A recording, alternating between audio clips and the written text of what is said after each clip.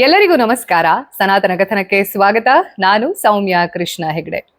ಕಲ್ಕಿ 2898 AD ಸದ್ಯ OTT ಯಲ್ಲಿ ಈ ಸಿನಿಮಾ ಅವೈಲೇಬಲ್ ಇದೆ. ಸೊ ಇದು ರಿಲೀಸ್ ಆದಾಗಿಂದ ಇವತ್ತಿನವರೆಗೂ ಕೂಡ ಬಹಳಷ್ಟು ಅಪ್ರಿಸಿಯೇಷನ್ ಅನ್ನೋದನ್ನ ಪಡ್ಕೊಂಡಿದೆ. ಹಾಗೆ ಕೆಲವೊಂದಷ್ಟು ಸಿನಾರಿಯೋ ಏನ್ ತೋರಿಸಿದ್ದಾರೆ ಆ ಸಮಯದಲ್ಲಿ, ಯಾವಾಗ ಕಲ್ಕಿಯ ಅವತಾರ ಭೂಮಿಗೆ ಬರುವಂತಹ ಸಂದರ್ಭದಲ್ಲಿ ನಮ್ಮ ಹಿಂದೂ ಪುರಾಣದಲ್ಲಿ ಇರುವಂತಹ ಕೆಲವೊಂದಷ್ಟು ಮೆನ್ಷನಿಂಗ್ಸ್ ಅನ್ನುವಂಥದ್ದು ಏನಿದೆ, ಮಹಾಭಾರತದ ಲಿಂಕ್ ಅನ್ನುವಂಥದ್ದು ಏನಿದೆ, ಅದೆಲ್ಲವನ್ನ ತುಂಬಾ ಅಚ್ಚುಕಟ್ಟಾಗಿ ತೋರಿಸಿದ್ದಾರೆ, ತುಂಬಾ ಬ್ಯೂಟಿಫುಲ್ ಆಗಿ ತೋರಿಸಿದ್ದಾರೆ ಅನ್ನುವಂಥದ್ದನ್ನ ಹೇಳಿದ್ದಾರೆ.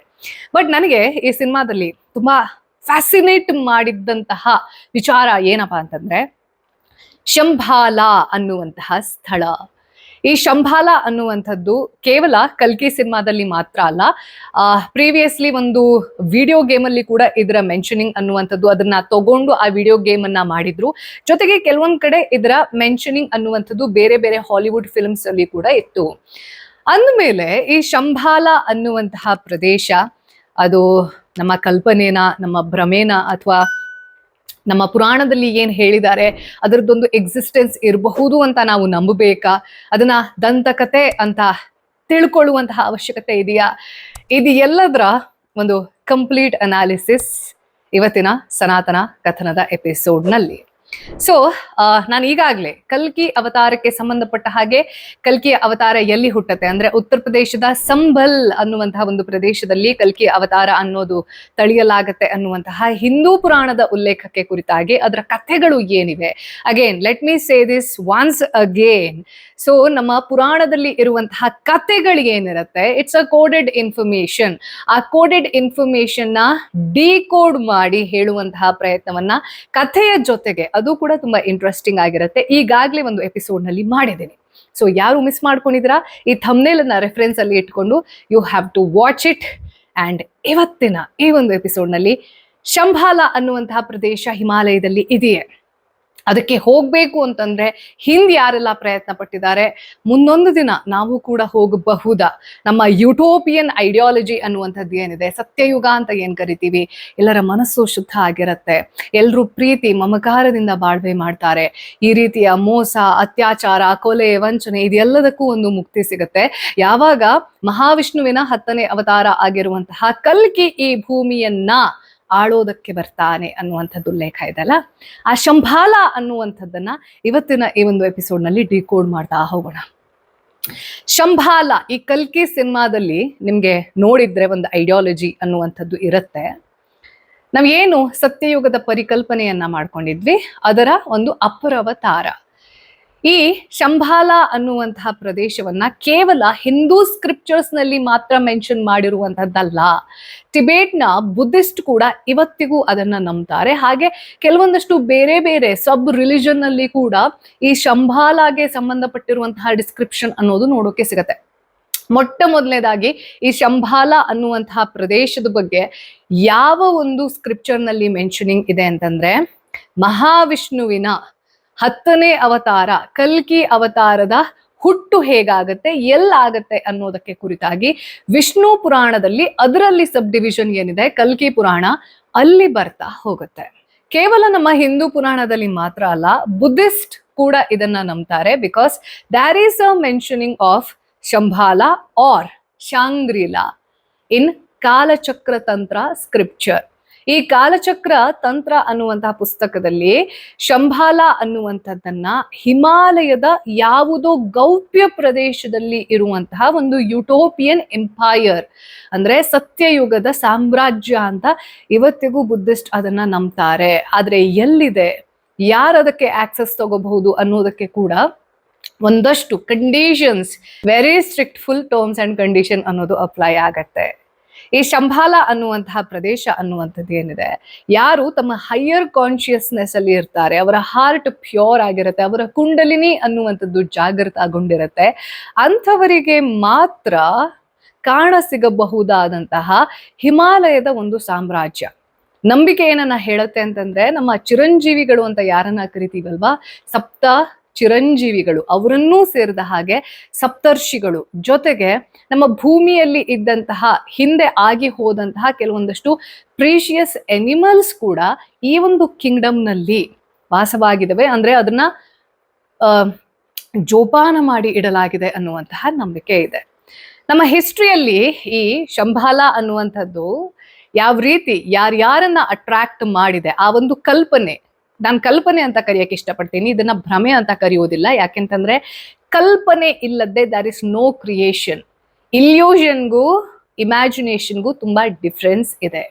ಸೊ ಈ ಇಮ್ಯಾಜಿನೇಷನ್ ಅನ್ನುವಂಥದ್ದನ್ನೇ ನಂಬಿಕೊಂಡ್ರೆ ನಾವು ಹಿಮಾಲಯದ ಯಾವುದೋ ಒಂದು ಪ್ರದೇಶದಲ್ಲಿ, ಬಹಳಷ್ಟು ಜನ ಹೇಳುವ ಪ್ರಕಾರ ಇದು ನಮ್ಮ ಮನುಷ್ಯ ಕಣ್ಣಿಗೆ ಏನು 3D ವರ್ಲ್ಡ್ ಕಾಣಿಸುತ್ತೆ, 3 ಡೈಮೆನ್ಷನ್ಸ್ ಮಾತ್ರ ಕಾಣಿಸುತ್ತೆ ನಮಗೆ.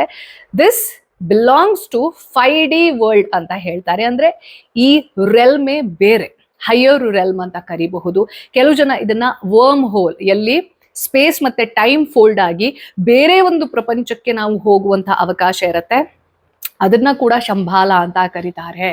ಸೊ ಈ ಕ್ವಾಂಟಮ್ ಫಿಸಿಕ್ಸ್ ಅಲ್ಲಿ ನಿಮ್ಗೆ ನಾಲೆಜ್ ಇದೆ ಅಂತಂದ್ರೆ ವರ್ಮ್ ಹೋಲ್ ಅಂತಂದ್ರೆ ಏನು ಅನ್ನೋದಕ್ಕೆ, ಹಾಗೆ ಈ ಮಲ್ಟಿವರ್ಸ್ ಕಾನ್ಸೆಪ್ಟ್ ಅನ್ನುವಂಥದ್ದೆಲ್ಲ ಏನ್ ಬರುತ್ತಲ್ಲ, ಸ್ಪೇಸ್ ಅಂಡ್ ಟೈಮ್ ರಿಲೇಟೆಡ್ ಆಗಿ, ಸೊ ಅದಕ್ಕೆ ರಿಲೇಟೆಡ್ ಆಗಿರುವಂತಹ ಮಲ್ಟಿವರ್ಸ್ ಎಪಿಸೋಡ್ ಅನ್ನ ನಾನು ಈಗಾಗಲೇ ಮಾಡಿದ್ದೀನಿ, ಥಂಬ್ನೇಲ್ ರೆಫರೆನ್ಸ್ಗೆ ಕೊಡ್ತಾ ಇದ್ದೀನಿ, ವಾಚ್ ದಿಸ್ ಟು. ಈ ಶಂಭಾಲಾಗೆ ನಾವು ಸುಮ್ಮನೆ ಟ್ರಿಪ್ ಹೋಗ್ತೀವಿ, ಹುಡ್ಕೊಂಡು ಹೋಗ್ಬಿಡ್ತೀನಿ, ಹಿಮಾಲಯಕ್ಕೆ ಒಂದು ಎಕ್ಸ್ಪೆಡಿಷನ್ ಹಾಕ್ಬಿಡ್ತೀನಿ, ನನ್ನ ನೆಕ್ಸ್ಟ್ ಟ್ರಿಪ್ ಟ್ರೈಬನ್ನ ಕರ್ಕೊಂಡು ಹೋಗ್ತೀನಿ. ನೋ, ನಾನು ಆಗ್ಲೇ ಹೇಳಿದ ಹಾಗೆ ಇದು ಬೇರೆ ಡೈಮೆನ್ಷನ್, ಮಲ್ಟಿ ಡೈಮೆನ್ಷನ್ ಇರುವಂತಹ ಒಂದು ಇಮ್ಯಾಜಿನೇಷನ್.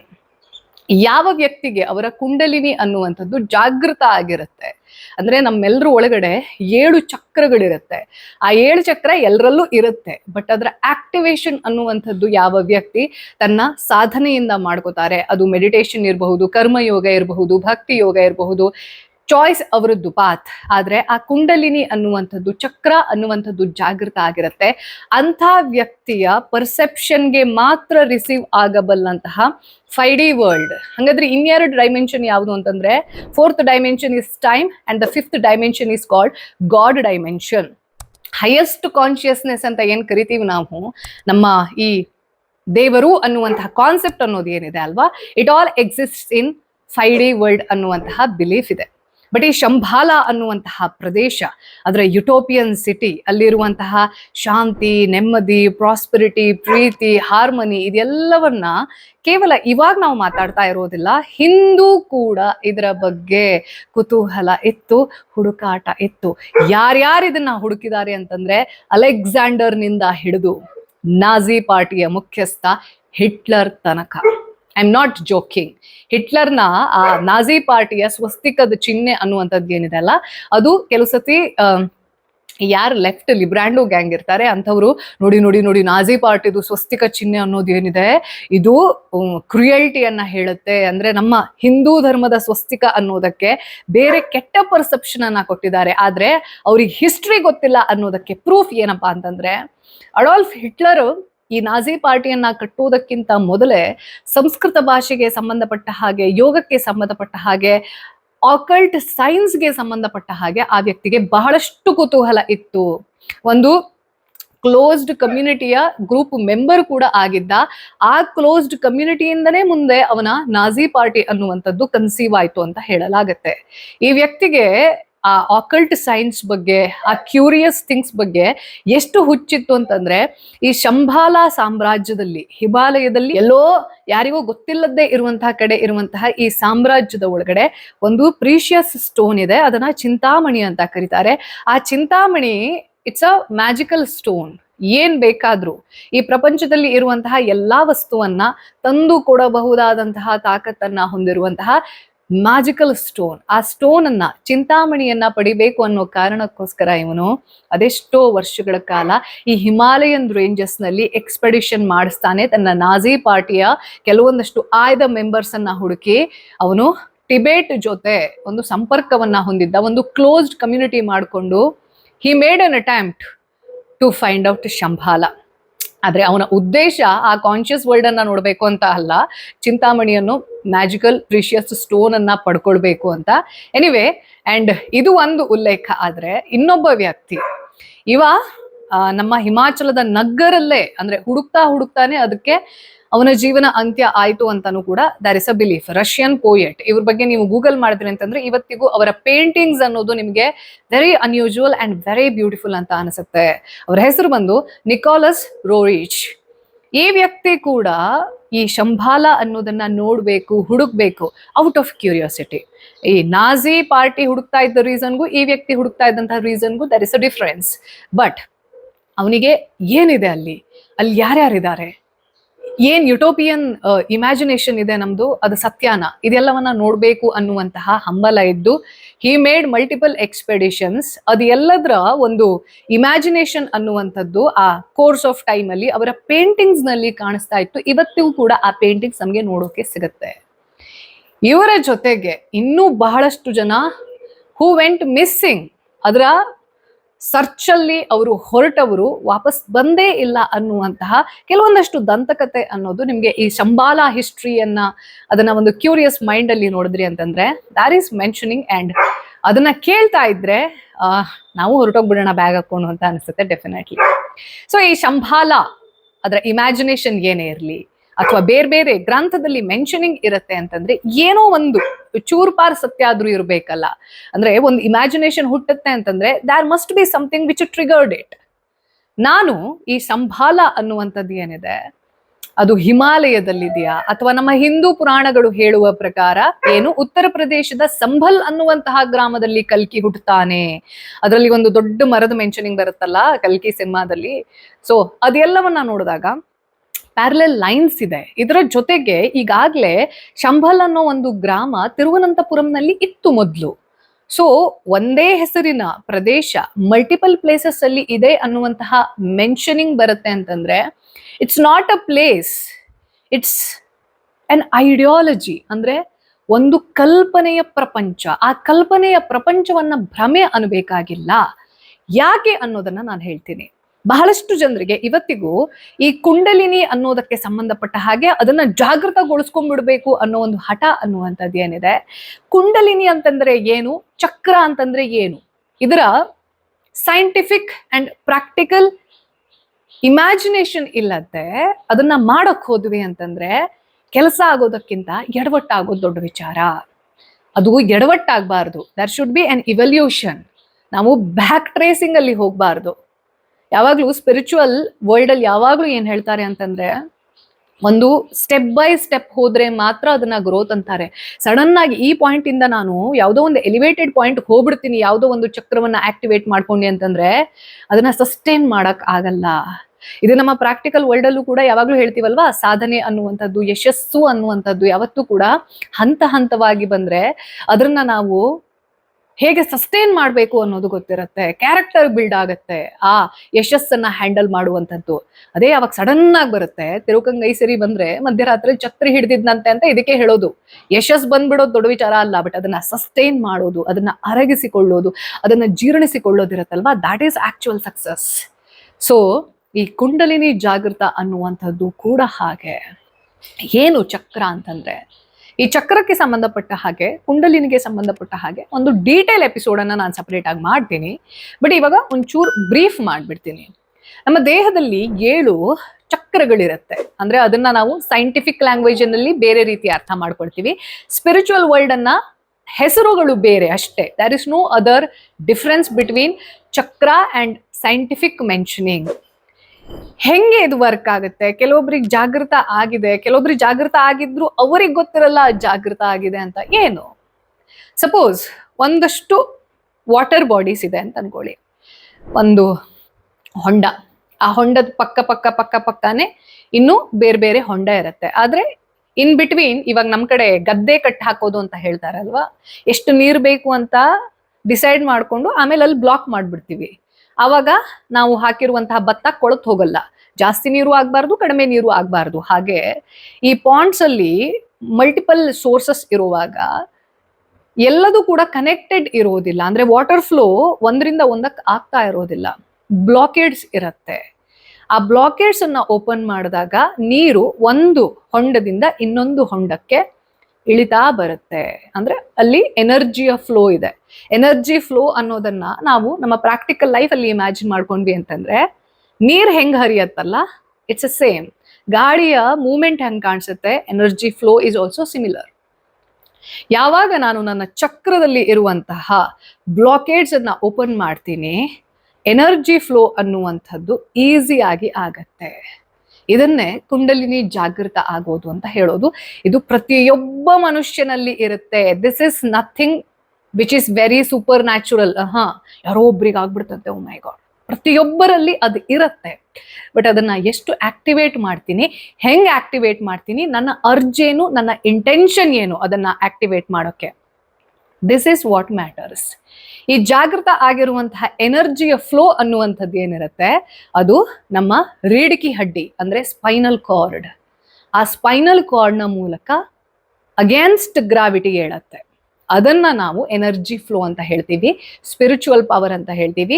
ಯಾರಿಗೆ ಅದು ಆಕ್ಟಿವೇಟ್ ಆಗಿರುತ್ತೆ ಅವರನ್ನ ಸಿದ್ಧ ಪುರುಷರು ಅಂತ ಕರಿತೀವಿ. When it comes to the word purusha ಅಂತಂದ್ರೆ ಅದು ಬರೇ ಗಂಡಸರು ಅಂತಲ್ಲ. ಪುರುಷ ಅಂತಂದ್ರೆ ಹ್ಯೂಮನ್ ಬಾಡಿ ಅನ್ನುವಂತಹ ಮೀನಿಂಗ್ ನಮ್ಮ ಗ್ರಂಥದಲ್ಲಿ ಇರೋದು. ಸೊ ಇಂಥವರನ್ನ ಸಿದ್ಧ ಪುರುಷ ಅಂತ ಹೇಳ್ತೀವಿ. ಅಂಥ ಸಿದ್ಧ ಪುರುಷರಿಗೆ ಅವ್ರು ಎಲ್ಲೇ ಕುತ್ಕೊಂಡಿದ್ರು ಕೂಡ ಆ ಯುಟೋಪಿಯನ್ ವರ್ಲ್ಡ್ ಅನ್ನೋದ್ರ ಒಂದು ಪಾರ್ಟ್ ಆಗಿರ್ತಾರೆ. ಈಗ ನಾವು ಅಶ್ವತ್ಥಾಮ, ಹನುಮಂತ ಇವರೆಲ್ಲರನ್ನ, ಪರಶುರಾಮ ಇವರೆಲ್ಲರನ್ನ ಯಾಕೆ ಚಿರಂಜೀವಿ ಅಂತೀವಿ ಅಂತಂದ್ರೆ ಇವರೆಲ್ಲರೂ ಸಿದ್ಧ ಪುರುಷರು. ಹಾಗಾಗಿ ಅವರಿಗೆ ಈ ಹಸಿವು, ಸಮಯ, ಪ್ರದೇಶ ಇದ್ಯಾವುದರ ಬಾಂಡೇಜ್ ಇರೋದಿಲ್ಲ. ಇದನ್ನ ನಾವು ಇವಾಗ ಇಮ್ಯಾಜಿನ್ ಮಾಡ್ಕೊಂಡ್ರೆ ಬಕವಾಸ್ ಅಂತ ಅನಿಸ್ಬಹುದು. ನಾನೊಂದು ಸಿಂಪಲ್ ಆಗಿ ಹೇಳ್ಬೇಕು ಅಂತಂದ್ರೆ ಫ್ರೀಕ್ವೆನ್ಸಿ ಮ್ಯಾಚ್ ಆದ್ರೆ ಮಾತ್ರ ನಮ್ಗೆ ಇಟ್ ಆಲ್ ಮೇಕ್ಸ್ ಸೆನ್ಸ್. ಫ್ರೀಕ್ವೆನ್ಸಿಯನ್ನೇ ನಾನು ಜನರಲ್ ಆಗಿ ಹೇಳ್ಬೇಕು ಅಂತಂದ್ರೆ, ನನ್ನ ಹತ್ರ ಫೋನ್ ಇದೆ, ಬಟ್ ಆ ಫೋನ್ ಯೂಸ್ ಆಗ್ಬೇಕಂತಂದ್ರೆ ನೆಟ್ವರ್ಕ್ ಇರಬೇಕು. ನೆಟ್ವರ್ಕ್ ಇರಬೇಕು ಅಂತಂದ್ರೆ ನಾನು ನೆಟ್ವರ್ಕ್ ಇರುವಂತಹ ಏರಿಯಾದಲ್ಲಿ ಇರಬೇಕು. ಹಿಮಾಲಯದ ತುತ್ತ ತುದಿಯಲ್ಲಿ ಕುತ್ಕೊಂಡು ನಾನು ಅಯ್ಯಯ್ಯೋ ನಾನು ಯಾರಿಗೂ ಫೋನ್ ಮಾಡೋಕ್ಕಾಗ್ತಾ ಇಲ್ಲ, ಈ phone waste. No, I am not in a frequency area.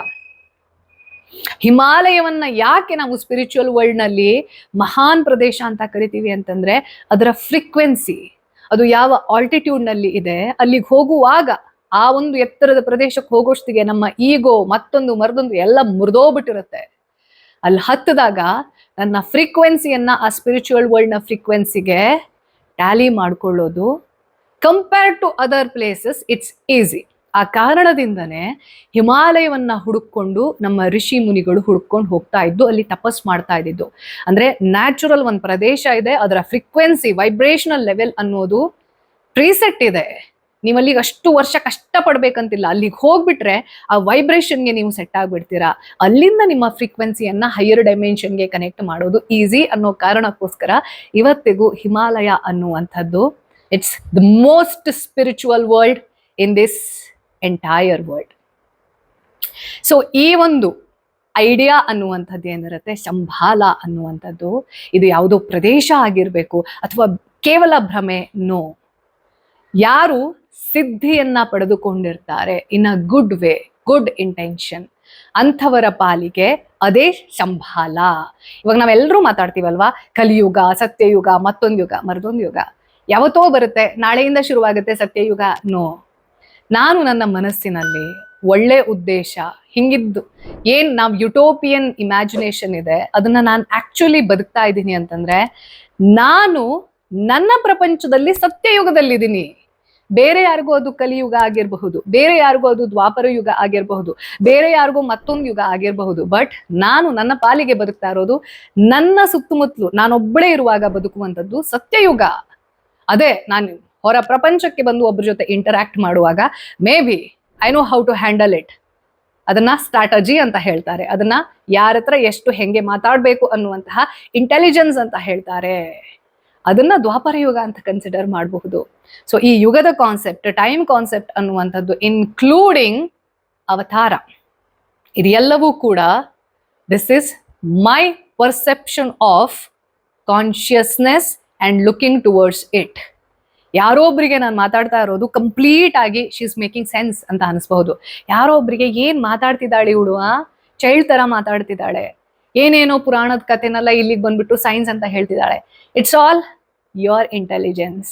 ಅವರವರ ಭಾವಕ್ಕೆ ಅಂತ ಹೇಳೋದೆ ಈ ಕಾರಣದಿಂದ.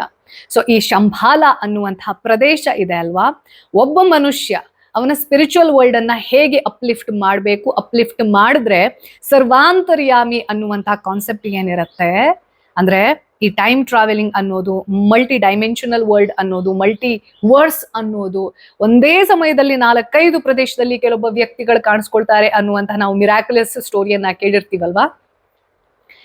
ಇದೆಲ್ಲದಕ್ಕೂ ಒಂದು ಪ್ರೂಫ್ ರೀಡಿಂಗ್ ಏನಪ್ಪಾ ಅಂತಂದ್ರೆ, that is something beyond our consciousness ನಾವು. ಇದರ ಹೈಯರ್ ಕಾನ್ಶಿಯಸ್ನೆಸ್ಗೆ ಹೋಗೋದೇ ಈ ಜನ್ಮದ ಉದ್ದೇಶ. ನನಗೆ ಈ ಹ್ಯೂಮನ್ ಬಾಡಿಯನ್ನ, ಈ ಬ್ರೈನ್ ಅನ್ನ ದೇವರು ಕೊಟ್ಟಿರೋದೇ, ನೀನೇನೋ ಒಂದಷ್ಟು ಇಷ್ಟು ಇಂಟೆಲಿಜೆನ್ಸ್ ಅನ್ನೋದು ನಿನಗೆ ಕೊಟ್ಟಿದ್ದೀನಿ, ಬಟ್ ಈ ಜನ್ಮ ನಿನಗೆ ಕೊಟ್ಟಿದ್ದೀನಿ ಆಸ್ ಅನ್ ಅಪಾರ್ಚುನಿಟಿ. ಇದನ್ನ ಹೈಯರ್ ಲೆವೆಲ್ಗೆ ತಗೊಂಡೋಗೋ ಪ್ರಯತ್ನ ಮಾಡು. ಇದನ್ನೇ ನಾವು ಆತ್ಮ ಪರಮಾತ್ಮ ಅಂತ ಕರೆಯೋದು. ನಾನು ಅವನ ಅಂಶ ಅನ್ನೋದರ ರಿಯಲೈಸೇಷನ್ ಮಾತ್ರ ಇದೆ, ಆದ್ರೆ ಅವನಲ್ಲಿ ನಾನು ಒಂದಾಗೋದು ಹೆಂಗೆ, ಆ ರಿಯಲೈಸೇಷನ್ ನನಗೆ ಯಾವ ಟೂಲ್ ಮೂಲಕ ಸಿಗುತ್ತೆ, ಯಾವ ಪಾತ್ ಮೂಲಕ ಸಿಗುತ್ತೆ, this I don't know. But I will make an effort to make at least one step ahead. ಒಂದು ಹೆಜ್ಜೆ ಮುಂದಿಟ್ಟರೂ ಕೂಡ ನಾನು ಆ ಒಂದು ದಿಕ್ಕಿನಲ್ಲಿ ನನ್ನ ಜೀವನ ಸಾರ್ಥಕ. ಇದನ್ನೇ ಸ್ಪಿರಿಚುಯಾಲಿಟಿ ಅನ್ನೋದು, ಇದನ್ನೇ ಆತ್ಮ ಪರಮಾತ್ಮ ಕಾನ್ಸೆಪ್ಟ್ ಅಂತ ಹೇಳೋದು. ಹಾಗೆ ಈ ಅವತಾರ ಅಂತ ಬರುತ್ತಲ್ವಾ, ಈ ಶಂಭಾಲ ಮತ್ತೊಂದು ಮರದೊಂದು ಇದೆಲ್ಲದರ ಉಲ್ಲೇಖ ಬರೋದೇನಕ್ಕಪ್ಪ ಅಂತಂದ್ರೆ, ವಿಷ್ಣು ತನ್ನ ದಶಾವತಾರದ ಕೊನೆಯ ಅವತಾರ ಆಗಿರುವಂತಹ ಕಲ್ಕಿಯಾಗಿ ಬರ್ತಾನೆ, ಕುದುರೆ ಮೇಲೆ ಬರ್ತಾನೆ, ಕತ್ತಿ ಹಿಡಿದು ಬರ್ತಾನೆ, ಅವನ ಜೊತೆ ದೊಡ್ಡ ಸೇನೆ ಇರುತ್ತೆ. ಆ ಸೇನೆಯನ್ನ ಪರಶುರಾಮ ಹಾಗೂ ಅಶ್ವತ್ಥಾಮ ಚಿಕ್ಕ ವಯಸ್ಸಿಂದನೇ ಟ್ರೈನ್ ಮಾಡಿರ್ತಾರೆ. ಒಂದು ಗ್ರಾಮದಲ್ಲಿ ಹುಟ್ಟುತ್ತಾನೆ. ಆ ಗ್ರಾಮಕ್ಕೆ ಸಂಬಂಧಪಟ್ಟಿರುವಂತಹ ಉಲ್ಲೇಖ ಜೊತೆಗೆ ಅದಕ್ಕೆ ಪ್ಯಾರಲೆಲ್ ಏನು ರೀಡಿಂಗ್ ಅನ್ನುವಂಥದ್ದಿರುತ್ತೆ. ಬುದ್ಧಿಸ್ಟ್ ಅಲ್ಲಿ ಹೇಳೋದು ಅವರ ಮೈತ್ರೇಯ ಅವತಾರ ಅಂತ ಕರೀತಾರೆ. ಅಂದ್ರೆ ಬುದ್ಧ, ಫ್ಯೂಚರ್ ಬುದ್ಧ ಬರ್ತಾನೆ ಶಂಬಾಲ ಹಿಮಾಲಯಲ್ ರೀಜನ್ ಇಂದ. ಅಂದ್ರೆ there is parallel lines between these two stories. So ಇದೆಲ್ಲದ್ರದ್ದು ಉತ್ಪತ್ತಿ ಆಗೋದೆ ಅವತಾರ ಅನ್ನೋ ಕಾನ್ಸೆಪ್ಟ್. ಏನ್ ಅವತಾರ ಅಂತಂದ್ರೆ, ನನಗೂ ಹಿಂದಿನ ಜನ್ಮ ಇದೆ ಅಂತ ಹೇಳ್ತಾರೆ, ಇದು ನನ್ನ ಈ ಜನ್ಮದ ಅವತಾರ. ನಮ್ಮ ಹಿಂದೂ ಸ್ಕ್ರಿಪ್ಚರ್ಸ್ ನಲ್ಲಿ ಅವತಾರಕ್ಕೆ ಸಂಬಂಧಪಟ್ಟ ಹಾಗೆ ಪುರಾಣಗಳನ್ನೇ ಬರೆದ್ಬಿಟ್ಟಿದ್ದಾರೆ. ವಿಷ್ಣು ಪುರಾಣದಲ್ಲಿ ಇರೋದೆಲ್ಲ ಅವನ ಅವತಾರದ ಡಿಸ್ಕ್ರಿಪ್ಷನ್. ಏನಪ್ಪ ದರ್ದ್ ಅಂತ ಹೈಯೆಸ್ಟ್ ಕಾನ್ಶಿಯಸ್ನೆಸ್ಗೆ ಈ ಭೂಮಿ ಮೇಲೆ ಬಂದು ಅವತಾರ ತಳೆದು ಮನುಷ್ಯನ್ ರೀತಿ ಬದುಕಬೇಕಾದಂತಹ ದರ್ದ್ ಏನಿದೆ, ದೇವ್ರಿಗೆ ಏನ್ ದರ್ದಿದೆ, ಹೈಯೆಸ್ಟ್ ಕಾನ್ಶಿಯಸ್ನೆಸ್ಗೆ ಏನ್ ದರ್ದಿದೆ, ಯಾಕೆ ಬರ್ಬೇಕು ನಾನು ಅಂತ ಕುತ್ಕೋಬಹುದಿತ್ತಲ್ಲ. ಈ ಅವತಾರ ಅನ್ನುವಂತಹ ಕಾನ್ಸೆಪ್ಟ್ ಅನ್ನೋದು ಏನಿದೆ, ಅದರ ಸೈಂಟಿಫಿಕ್ ಮೀನಿಂಗ್ ಅಂಡ್ ನಮ್ಮ ಪುರಾಣದಲ್ಲಿ ಇರುವಂತಹ ಕೋಡೆಡ್ ಇನ್ಫಾರ್ಮೇಶನ್ ಅಂಡ್ ಅದರ ಪ್ರಾಕ್ಟಿಕಲ್ ಮೀನಿಂಗ್, ಅಲ್ಲಿ ಇದ್ದಿದ್ದನ್ನ ನಾನು ನನ್ನ ಭಾಷೆಗೆ ಅರ್ಥ ಆಗೋ ರೀತಿಯಲ್ಲಿ ಅರ್ಥ ಮಾಡ್ಕೋಬೇಕಲ್ವಾ, ಅದನ್ನ ಟ್ರಾನ್ಸ್ಲೇಟ್ ಮಾಡ್ಕೋಬೇಕಲ್ವಾ ನಾನು. ಸೊ ಈ ಅವತಾರ ಅಂತಂದ್ರೆ ಏನು, ಯಾಕೆಂತಂದ್ರೆ ಈ ಶಂಭಾಲ ಅನ್ನೋ ಕಾನ್ಸೆಪ್ಟ್ ಬರೋದೇ ಅವತಾರದ ಒಂದು ಡಿಸ್ಕ್ರಿಪ್ಷನ್ ಇಂದ. ಅದರನ್ನ ಮುಂದಿನ ವಾರದ ಸನಾತನ ಕಥನದಲ್ಲಿ ನೀವು ಕೇಳಿಸ್ಕೊಳ್ಳೋಕ್ಕೆ ಪ್ಲೀಸ್ ವೇಟ್ ಫಾರ್ ಇಟ್. ಇದು ಈ ವಾರದ ಸನಾತನ ಕಥನ.